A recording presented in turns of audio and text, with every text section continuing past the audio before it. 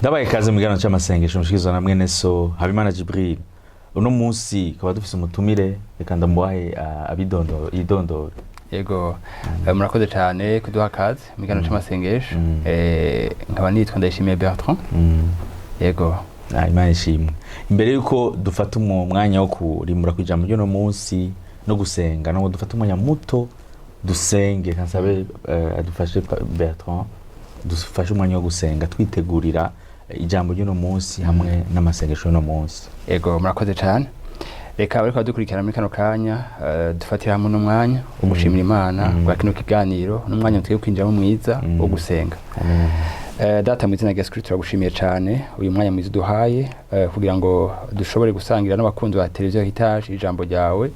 dusengera hamwe mwami wanje. Ndagushimiye ko uzagira ibihe byiza, uza kuvugana natwe, uza kutwigisha, uza kuturongora amajambo uza kuvugira hano hantu, amasengesho aza kubera muri kino kibanza, kandi sengera no wese ariko aba televiziyo Hitaje atugira ibihe byiza hamwe natwe vyo gusenga no kumvica Imana ikiravugana natwe muri kano kanya. Urakoze mpwemu yera kugiye kubikora ni mu izina rya Yesu Kristo bisenzemo. Amen amen amen. Uno munsi Imana ikabashize umutima wa jambo rivuga ngo kuramiriza mu masengesho. Ariko turavuga kurambiriza mu masengesho bisigura yuko no kuguma mu masengesho no persevere no kugumizako. Abantu benshi barasenga mugabo ugasanga amasengesho yabo haragira igihe bakarambigwa, haragira igihe bakabivamwo kora ko babonye ikina kiriya kitakunze. Ugiye gusoma mu Bitesalonike ba mbere igice cya 5 umurongo wa 17 bivuga ngo musenge ubudasiba canke musenge mutarekuye. Wowe ukurangira no munsi ukwiye kwimenyereza kuramiriza mu masengesho, kwimenyereza kubana n'Imana. Nagomba rero tuvugane tubanze dusome mu ijambo ry'Imana muri Luka igice 18 kubera ku murongo wa mbere.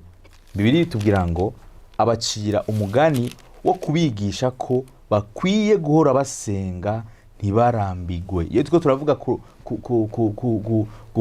kuramiriza amasengesho tushashaje kuvuga yuko usenga utarambiwe, usenga n'igihe ibintu vyawe ibintu wariko urasenga ubona bitariko biracamwo ugumiza ko gushika naho ubona Imana yishuye. Iyo tuko turavuga kuramiriza bisigura ko tugumizako. Iyo tuko turavuga kuramiriza bisigura ko tutarekura. Iyo tuvuga kuramiriza ko bisigura ko tutaruha. Rero mugabo nagomba imbere ko tubandanya Bertrand adufashe adusigurire adufashe gutahura n'icyo bisigura kuramiriza mu masengesho. Ego murakoze cyane.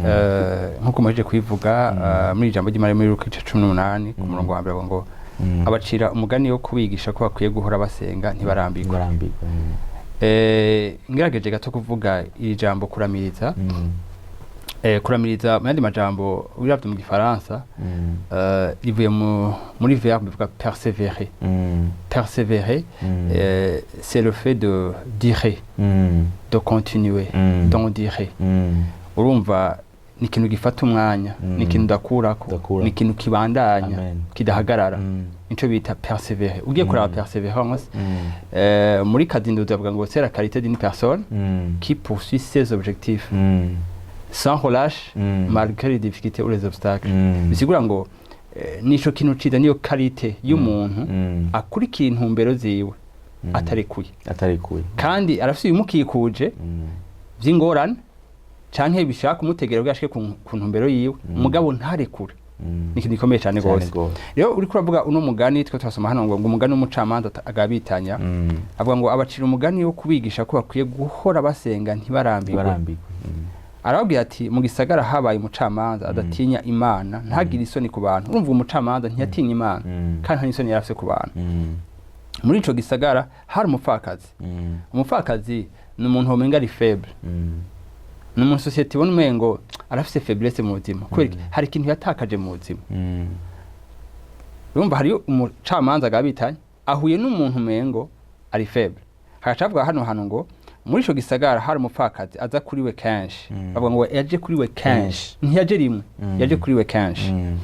Amusaba ko amucira urubanza rumukiza umwansi wiwe. Amara iminsi atemera ariko hanyuma aribwira ati naho ntatinya Imana kandi singira isoni ku bantu ariko kuko uwo mupfakazi angoye ndamucira urubanza rumukiza ngo ntiyame aza iminsi yose akanzigiriza kandi umwami Yesu aravuga ati mwumve ibyo umucamanza agabitanya yavuze mbega none imana ntizocira urubanza rukiza urumva imana izocira urubanza rukiza abo yatoranije bayiborogera ku murango no mwijoro naho ibatevye urumva ukuntu hano havuga reka dusubiremo neza karo kana kandi umwami Yesu aravuga ati nimwumve ibyo umucamanza agabitanya yavuze mbega none imana ntizocira urubanza rukiza abo yatoranije imana yadutoranije biraryoshe cyane umuntu reka kurikirana televiziyo itaje muri kano kanya amenye ko imana yamutoranije niyo yaravutse ubwa kabiri akaba ari umwana w'imana imana yaramutoranije bayiborogera ku murango no mwijoro naho ibatevye ntibavuze ngo bayiborogera ku murango gusa bavuze ngo bayiborogera ku murango no mwijoro kandi iyo mana rero ngo naho ibatevye birashobora gushika batevye yego birashobora gushika batevye kandi naho mucamanza agabitanye umunsi wa mbere ujya mupfakaza agenda ntiyaciye amwishura canke amucira urubanza rumukiza oya ngo yamagenda y'imisi yose kenshi niko bibiri kenshi yamagenda ariko hano havuze ngo naho ibatevya mugabande bayiborogera ku murango no mwijoro ndababwira yuko idoro duracira vuba ariko umwana w'umuntu niyaza mbega dusanga kwizera mu isi ni gute no afatanya uko gusenga uko gusaba no kwizera haraho bihuriye rero muga tukiri ngaha nyene hano havuze ngo abacira umugani wo kubigisha ko bakwiye guhora basenga ntibarambirwa guhora basenga ntibarambirwa ni cyakintu twavuga ngo kuramiriza amasengesho umuntu aramiriza n'umuntu muri windani harimo ikintu cyo kutarambirwa hari ibintu byinshi mu buzima bituma worambirwa ariko ijambo ryavuze hano muzociga urubanza vuba maze ucira urubanza vuba mugabande bayiborogera ku murango no mwijoro mu yandi majambo abantu batarambirwa ibyo babarishugwa rero no mucamanza ugiye kuraba uno mupfakazi y'amagenda ku munsi mugabo yari afite icari karaviza mu buzima bwiwe none igihe dusenga tugenda gusenga kubereke haco tiko turaviza mu buzima bwacu gusenga si ugusaba gusa gusenga ni ubucuti dusaniye n'Imana niyo migendane yacu n'Imana niyo communion niko gusangira n'Imana biciye amasengesho mugabo urumva yuko ninyishiraza mugabo iyo nyishiza ryari igihe tugira ico bita la persévérance rero numva akuno babwira yuko ariko adukurikirana ntimusenge juste musenge gusa ariko birasaba ko muramiza mu gusenga kuko uravye muri kino gihe hari ibintu byinshi biza bibuza abantu ko boramiza mu gusenga hari amahezo sociaux hariho ingorane hariho ibibazo mugavyo sugiye kuraba birabishaka biviza ikintu kimwe gusa imigendane yacu n'Imana kwitagumaho sinzi ko wika inkuru ya Daniel Daniel mu gihe ciwe barabuze ikosa neme kuzambwiye ko ari umuntu umwizigirwa ariko acavuga ati ndushaka kumfata Daniel ni hamwe mu byageze by'Imana yiwe bacabwira umwami shari cageze cyo gusenga bariko baviziki konona ubucuti bwa Daniel n'Imana yiwe rero kujya byabaye kwa Daniel none musi biracahari muga mu yindi forme yindi ni ibintu yakomeje kubwira mu kanya hariho imbuga ngurukana bumenyi zisigaye zifite ikibanza kinini cyane mu mitima y'abantu ugasanga umuntu ashobora kuja kuri réseaux sociaux akamara amasaha 4 amasaha 5 muga umubwiye kuja gusenga ntashoboye gusenga kumara 30 minutes ntibikunde kubereka Daniel cari gihe ciwe haje ikintu kanaka mu yindi forme kimuza gusenga gishaka kimuza gusenga muga ijambo riramwe ngo Daniel ngo amadirisha yerekeye Yerusalemu ngo yamayuguruye amen ico kiraryoshe cyane ngo yamayuguruye ngo kandi ngo yasenga gatatu ku munsi byatangaje yari yarabibaye mu bwari ubuzima bwiwe reka ndahagusomere gatoya kugira ngo abo ariko badukurikirana babitahure neza ni ibintu binini cyane kandi bikomeye mu buzima bwacu bwa misi yose Daniel 6:6 umurongo duhere ku murongo w'icumi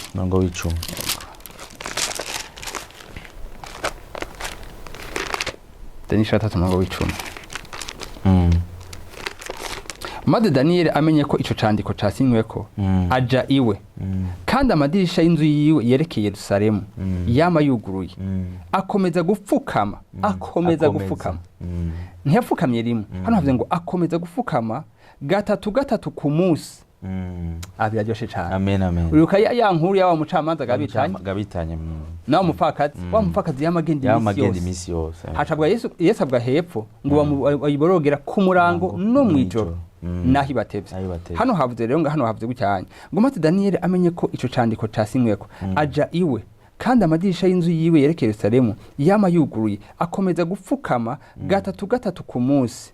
asenga Imana yiwe ayikengurukira nk'uko yari asanzwe abigenza. Urumva uko yasanzwe abigenza ntivyahagaritswe nuko haje ibibazo, Oya. ntivyahagaritswe yuko haje abantu baje kumutera ubwoba Ego. bamubwira yuko atabikoze ari urupfu. Ego. Rero abantu benshi ikimaze kubona abantu benshi uno munsi ashikirwa n'ikibazo hama habitude canke imyimenyerezo yari afise yo kubana n'Imana Ego. ikacihagarara. Ego. Mugabo twari tukwiye kwigana Daniel. Ego. Ubuzima bwacu bw'amasengesho ntibuhagarikwe n'ikintu na kimwe, kuko twebwe birivuga ngo ntitubeshaho n'ivyo tubonesha, ariko tubeshaho no kwizera. Reka iyo dusenze tugumizeko, kuko twizeye ko ari Imana yicura amasengesho. Ego. Nico nagira mvuge gatoya ngaho. Urakoze cyane. Nk'ubu ndaguha akaro gatoya. Niyo yaba Yesu hano yaravuze muri Luka, dusubire hantu twari tuvuye. Muri Luka 18. Luka 18 umurongo waho wa mbere.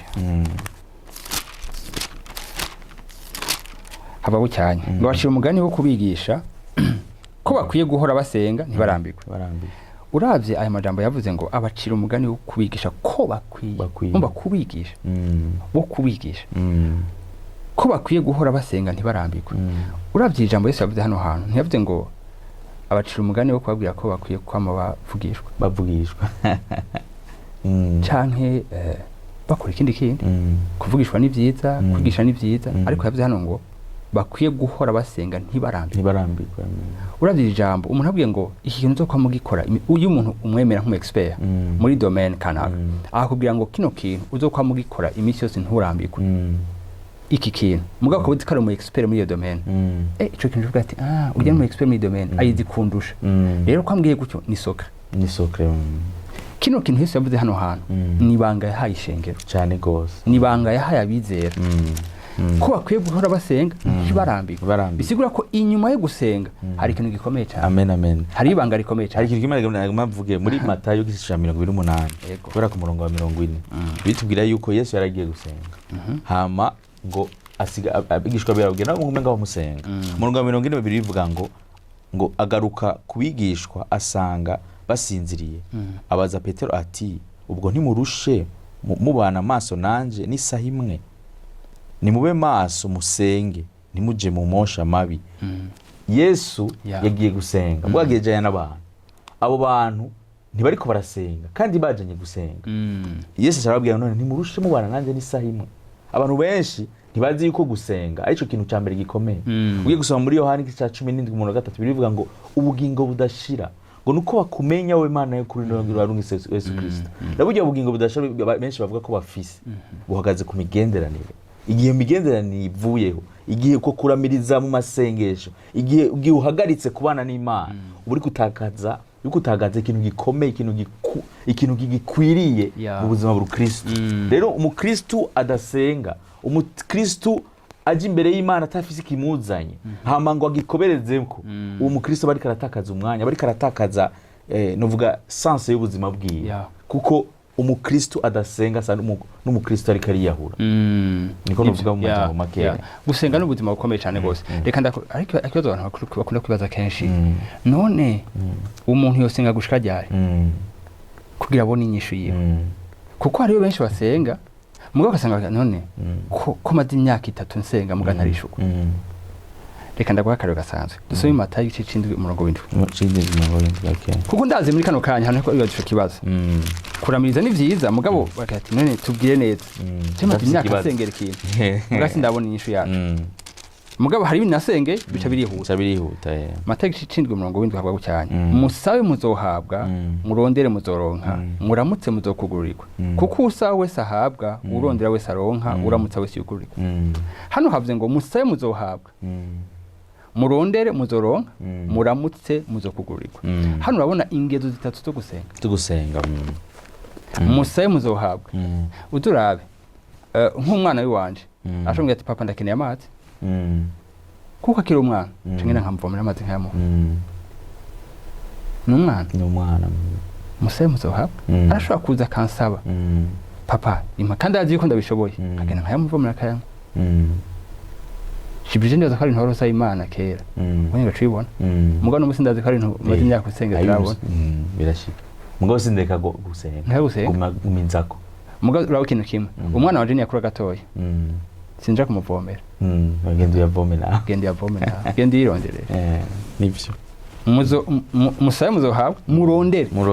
hari ikintu cyo kurondera agiye kurondera urugezo hawe nyine aja kurondera Jabo dira ngo nkunda bankunda kandi abandondera udahumeka bazombona hari urugezo ko kurondera muga hari rundi rugezo rundi atari kurondera gusa ari kudodora nubwo ubudodora nubwo hari ugaya ahantu bisaba yuko udasaba gusa utarondera gusa ariko ugiye kurundi rugezo ko kudodora nubwo ico kirekire ugaye bitaba kudodora pakani makabuguruye reba gashobora abakristo ikintu kimwe none ko tumaze imyaka dusaba ibintu tubihabwa hari urugezo wo gusaba hari urugezo wo kurondera n'urugezo wo kudodora reka ndabwira ibintu bibiri kuri ikintu nyene kandi azi ko ikintu kize gufasha abantu benshi cyane icambere hari igihe ikintu giteba kuko ikirere cugaye akaro ka Daniel yamye yuko imyaka yo kumara Babilone yamaze kurangira urasi Daniel cyakora ngo yaciye aja kugisonga no kwisonzesha iminsi 40 mugaje mbere ngo kuva umunsi wa mbere atanga gusenga umareka yari yarungitswe mbwa hari hugaye inyishe sejari ku munsi wa 41 Daniel ku munsi w'10 ntiyaretse ku munsi w'15 ntiyaretse ku munsi wa 20 ntiyaretse yagumye yaramiriza gushika ku munsi wa 21 gushika inyishishika amen hari ibintu Imana ishobora kuba yaramaze gutanga ku bwacu muga gasanga ya deblocage bigasaba ko dusenga nka Daniel defu Imana kadusaba kaduha amayinsi ati nimwisonzesha tugashaka no kwisonzesha haya erega yise abantu bazi ngo ni isi physique gucyanya mugabo hariyo monde spirituel hariyo ibigwanya abakristo hari ibigwanya ishengero hari ibigwanya abantu hari ibigwanya abantu mu miryango bisaba ko abantu bafata umwanya wo gusenga no kubuhiza ivyo bintu bisaba la persévérance bisaba kuramiriza ico ni cambere hari ibishaka mu promesse ntashike mugabo bigatuma umuntu aramiza mu masengesho ntarekure Daniel amaze gusenga umareka kaza insha cimushikira amen akaro ko umuntu yaramirije ica kabiri dusoye muri Habakuki ica ca kabiri Habakuki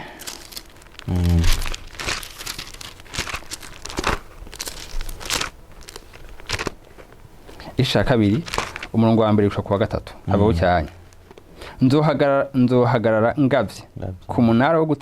guteramirako nkenguze ndabe ico ari bumbarire nico ndi bumwishure kuvyo amaganya yanje sinzi ko ngaha hantu ico ari bumbarire nico ndi bumwishure kuvyo amaganya yanje maze uhora haranyishura ati andika ibyo weretswe uvyandike ku bisate ndinyuguti disomeka kugira ngo ubisoma wese anyarutse gatatu kuko ivyerekanwa bifise igihe byashingiwe kandi vyihutira kugishikako ntibizobesha naho vyotebagana ubirorere kuko bitazobura kuza ntibizoteba naho vyotebagana ubirorere hari igihe ushobora guteba kandi bitakuvuyeko kandi uri umuntu mwiza asenga yumvira Imana mugabo hano havuze ngo kuko ivyerekanye bifise igihe byashingiwe hayo le temps fixé par Dieu hari igihe cyo kwishuga hari igihe cyo gusenga hari n'igihe cyo kwishuga mugabo rero sasa ibintu byose birafite umwanya wabyo nk'ubu ndaguha akaro gatoya ndashaka kwemera umwana wanje ko nzomuha imodoka mugabo afite 5 ans nshaka kuyimo afite 10 ans nshaka kuyimo mugabo igihe cyashinzwe nase kigeze urashaka kumuha imodoka mugabo muri ico gihe hagati yo gusenga no kwishugwa hari ikintu bita la persévérance à la prière kugumizako reka ndakoreka kandi kantu karyoshe Galate 4:4 ndiza ko kadukurikirana ariko abitahura abigalatiya igice ca 4 umurongo wa 4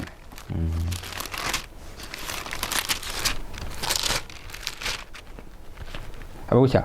ngo maze igihe gikwiye gishitse Imana ituma umwana wayo yabyawe n'umugore kandi yavutse aganzwa n'ivyagezwe hano havuze ngo maze igihe gikwiye gishitse Imana ituma umwana wayo ntiyamutuye mu gihe cyo kwa Yesaya igihe cyo kwa Yesaya cyagiye cyo kuvuga ivyiwe ntiyamutuye mu gihe cyo kwa Mose bajya bose barabakoze badukorera kwavuga ivyerekeye kuza kwiwe hano havuga ngo igihe gikwiye gishitse Imana ituma umwana wayo igihe kwigishitse hari ibintu Imana irunka igihe gikwiye gishitse amen amen muga hagati y'ibyo ico gihe gikwiye gishitse n'igihe Imana yatubwiriye twe tumaze aho twiya tuma dusenga turarimiriza ayindi nkuru iri muri Bibiliya y'umuntu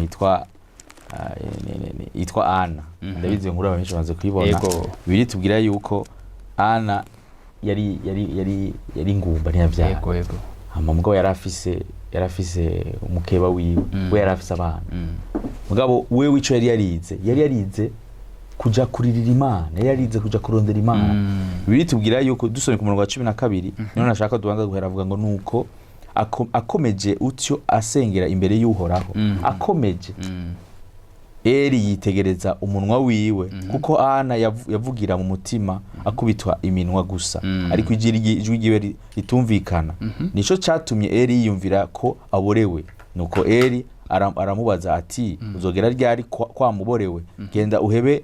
uwo muvino wawe ariko Ana aramwishura ati oya mwami wanje ndi umuntu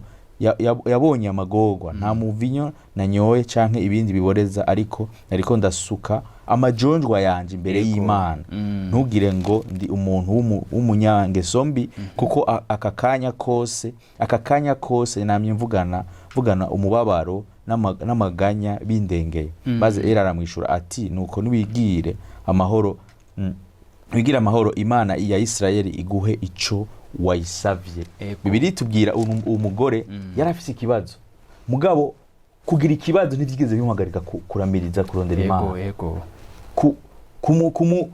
ndibaza abantu benshi bamubwira umaze igihe kinini nta mwana ufise ngo umuja pitese abantu bamubwira wagiye gusenga mugabo kwiko Imana itakwishura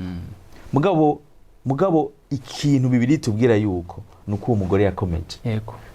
yarakomeje ku buryo n'umuherezi umuntu w'ico gihe yameze nk'umupastori w'ico gihe yamubonye yibaza ko yaborewe umva yarasenze ku buryo abantu bose bibaza ko uyu muntu yatakaje n'ubwenge kenshi rero ari igihe umuntu yibaza yuko ibintu ari tic-tac nivyo ari gishobora gusenga Imana ikakwishura ubwo nyene hari gishobora gusenga Imana ntikwishure ko ico kintu nkuko ariko rabivuga kitaragera iki gihe cyaco kitaragera hari ibintu Imana yanka kuduha kubera ibizi kubiduhaye bishobora kutwonona hari ibintu Imana ireka kuduha ko ibizi kubiduhaye bishobora gutuma tuyivako kuko igihe kitaragera rero wowe ushaka kurwana no munsi ugasanga hari ibintu wasabye Imana utari kurabironka no munsi gumiza uri kurayirondera kuko igihe gikwizo bibona igihe gikwizo ubona imiguhaye mugabo hari ikintu agomba mvuge kindi nahito biguha ntiturondera Imana kugira iduhe ibintu ariko turondera Imana kubera ko dushaka kubana nayo ari umwami wacu tuyikunda rero ukwiye kuza imbere y'Imana uvuga ngo Mana je nkeneye ko ubugombe bwawe ari bwo bugaragara kuko ubugombe bwawe nibwo bugombe bw'iwanje kuko Imana iguhaye ikintu nuko ari ubugombe bwawe mugabo itakiguhaye naho nyene ukwiye guma wifuza kuguma mu bugombe bw'Imana ntuwiyonone kugira uronke ikintu utari ukwiye kuronka hari abantu benshi ugasanga nta mwana afise ameze nka Ana ngaha bagaja kurondera abana mu bapfumu Satani nta bana atanga abana batangwa n'Imana rero wori kurangira no munsi ukwiye kwiga kuramiriza mu masengesho ukwiye kwiga kuguma muri kurarondera Imana n'igihe situation kirakwereka yuko bidakunda n'igihe utari kurabona inzira n'igihe utari kurabona ingene yaho bizoherera ukwiye kuguma uri kurondera Imana rero nagomba utubwira akajambo kanyu mbere yuko dufata umwanya wo gusenga niya impanuro uha abantu ariko baradukurikira muri no mwanya impanuro baha ni dusanga muri Matayo igice 6 dore ku murongo wa 5 Matayo 6 dore ku murongo wa 5 babucyanye iyo musenga ntimukabe nkazanjajya kuko bakunda gusenga bahagaze mu masinagoge no mayirabiri ngo biyerekane imbere y'abantu ndababwira ukuri baramaze guhabwa impera zabo 6 babucyanye ngo ariko weho iyo usenga uje mu cumba c'inzu yawe ahiherereye amina wugare urugi usenge so aba mu mpisho kandi so akuboneye mu mpisho azoguhera amina ijambo ryo cyane ntumenye nkatandyaje hari abantu basenga kugira babone ko basenze bakobya kugira ngo abantu babone hanze mugaje mugabo ntimukimere nkatandyaje ariko weho weho Imana ivuga ngo weho iyo usenga uje mu cumba c'inzu yawe ahiherereye wugara urugi usenge so aba mu mpisho ho biraryoshe cyane turafite data aba mu mpisho data dutahura data twumva naho bugwaye aragutahura kandi akamenya ko azogukiza kuri umwana wiwe wavuze ikintu c'abantu bakeneye abana ni Imana itanga abana n'ingabe Imana batanga genda wusengere mu mpisho so wawe wo mwijuru hano havuga ngo ariko weho iyo usenga uje mu cumba c'inzu yawe ahiherereye bugarura gusenge so aba mu mpisho ntiyavye ngo usenga abantu usenge so aba mu mpisho hari abantu bazi ko ivyabo bateza kubikora ku bantu oya nubwo imiryango y'abantu yo kugara so senga so aba mu mpisho nubwo umuryango bwa ati ntizosa kugufasha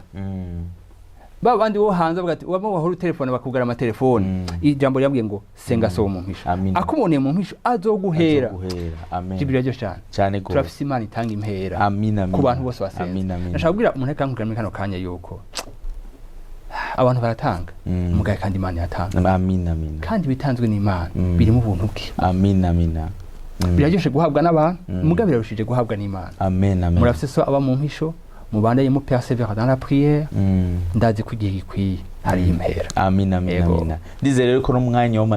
w'ijambo ry'Imana wabaye umwanya w'ikimazi ndize ko hatawiye yuko udakwiye kurekura ukwiye kuramiriza ukwiye kugumiza ko urondera Imana ntaco bitwaye ibikora cyamo no mwanya ubwo ukwiye kugumiza ko ntaco bitwaye ibikora abonesha amaso yawe nkuko ushobora kubona byose mega vyapfuye ushobora kubona ko imyaka yakujanye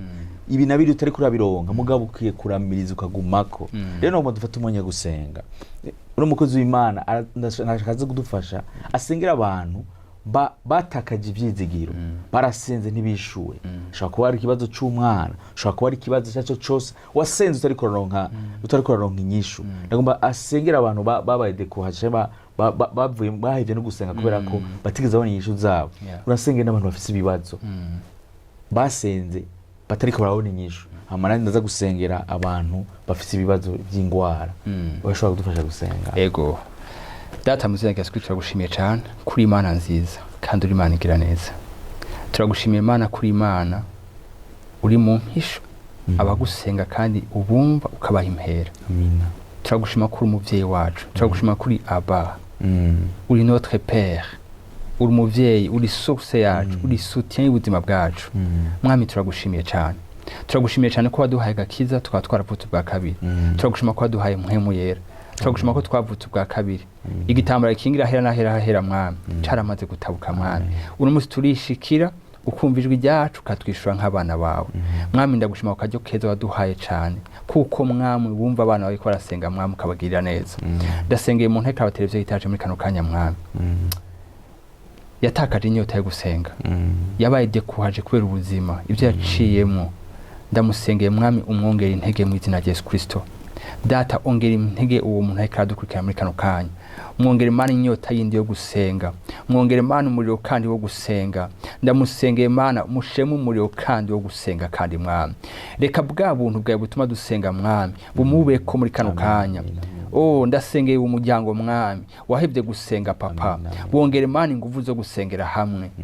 hari imiryango yahebye gusenga Mana yahuri sengera hamwe Mana ndayisengeye muri kano kanya Mana wongere bafatanye mwami umugabo n'umugore n'abana wongere basengere hamwe mu izina rya Yesu Kristo umugenzo Mana wo gusenga wari waratakaye Mana mu miryango ndasenze Mana wongere kuzana mu izina rya Yesu Kristo hari imiryango yahuri senga ariko byarangiye itagisenga hari umugabo n'umugore bafatana ko bagasenga mu ijoro ariko ubu byarangiye ko basengera hamwe mu ijoro mwami nongeye kubasengera Mana uwo muriro kandi wongere ugaruke muri uwo muryango mu izina rya Yesu Kristo buno buntu budasanzwe mwami bwongere ufata imiryango ikira abateleviziyo gitaje Mana ndagushimiye cyane kuri Imana igira neza mwami ndasengeye imiryango y'abarundi Mana wongere ibihe byo gusengera hamwe umupapa n'umumama n'abana mu izina rya Yesu Kristo ndavuga ngo iri kanguro Mana byo miryango mwami byongere igaruke mu barundi kazi n'abarundi mu izina rya Yesu Kristo aho byari byatakaye mwami byongere bigaruke kandi uzobukoze cyane Mana yaje urakoze kuri Imana igira neza urakoze kuri Imana yishura abana bayo urakoze kuri Imana igira neza abana bayo Mana restaure imiryango mwami restaure vie de prière mu miryango mu izina rya Yesu Kristo numva ico kintu Imana ikiravuga n'abantu muri kano kanya restaura mani iyi video prière uzobukoze cane mwami wanje kuko ushaka gukoresha imiryango mu Burundi urashaka guhagurutsa imiryango ku yindi level ariko ndabasengera mwami iyi video prière bashakamo yongere garuke kandi Imana yanje urakoze kuri Imana igira neza ndasengeye n'uwo muhungu n'uwo mukobwa ndasengeye papa n'uwo mama umutama n'umutamakazi mwami yahora yipfuza gusenga ariko ntibikunde Mana muhi inkomezi papa ko nirushamo ite gushaka no gukora Mana ibiguhimbara Mana mushemo gushaka no gukora Mana ibiguhimbara uzobukoze cane mwami wanje abariko barahura n'ibibazo mwami bagenderere papa ubakore ko mwami wanje ubagenderere Mana uhindure Mana ubuzima bwabo uzobukoze cane Mana yanje ni mwizina Yesu tubisenzemo amen amen data mbiza ndakoretse mwami murakara dukurikirana mwami mwami uwari we wese mwami hafise ikibazo c'ingwara icyo cyose mwami jambo yawe ratubwira mwami ngo ibishagawe twakiza ingwara mwami nitwizera mwami ko gukira mwami ari tukuronka no mwami twizera mwami kwikogo wagikoze kera twakira mwami gukira watanze aheza imyaka 2200 mwami rero mwami ndakoresa abantu bariko baradukurikirana no mwanya mwami uri koraba baramunda mwami dasenze mw'izina rya Yesu Kristo yakira gukira mwami wabara amaso mwami amaso umenga ari imisenyi data ndasenze mw'izina rya Yesu Kristo mwami yakira gukira buno nyene mwami akire data mizu wabara umugongo mwami n'ufise ukuguru kw'iburyo mwami kwiva babara mwami ndasenze mw'izina rya Yesu Kristo bakira gukira buno nyene mw'izina rya Yesu Kristo reka data mizu ugendere ubwoko bwawe mwami wicaye ku ntebe mwami amazi imisi ari paharize mwami ndasenze bwa bushobozi mwami bwo bwakuzura mu bapfuye mwami bugende mwami aho yicaye mwami haguruke mw'izina rya Yesu Kristo mwami ndasenga umuntu wese akarankurikirana mwami afise ingwara zose mwami zo mu maraso mwami ndasenze data mwiza yakira gukira aho yicaye mwami mw'izina rya Yesu Kristo ndasenze data mizu ugendere ubwoko bwawe mwami ubohore mwami ubwoko bwawe mwami ijambo ryawe ravuga mwami ngo umwana haye umwidegemvya ari degemvya koko mwami ndasenze mwami reka kwidegemvya mwami ko gukira mu mubiri wo muntu wese akarankurikirana mwami urakoze tatamiza kubagendereye ko tatamiza kubakijije ko tatamiza kuyereka nk'Imana itananigwa tubisenze tuvyizera mu izina rya Yesu Kristo amen amen amen ndizeye ko n'umwanya w'ijambo w'umwanya mwiza kandi ndizeye ko umwanya w'amasenga wo mu mwanya w'ikimazi ukaba ushaka kudushingira inaye utwandikira izo nemeza ko cyaha munsi tumaze kurongana benshi badushingira inaye ivy'Imana yabakoreye abo Imana yakija Imana yabohoye nawe ukaba ufise nawe utwandikira kuri izo nemeza ko cyaha munsi mugabo ukaba ufise isengesho ko tukufasha gusenga wandike aho munsi tuzogufasha gusenga ko twizera ko ari Imana yishura amasengesho rero mwakoze kudukurikirana mwakoze kubana natwe naho butambuka iniganiro nk'aya mango Imana ibane namwe amen amen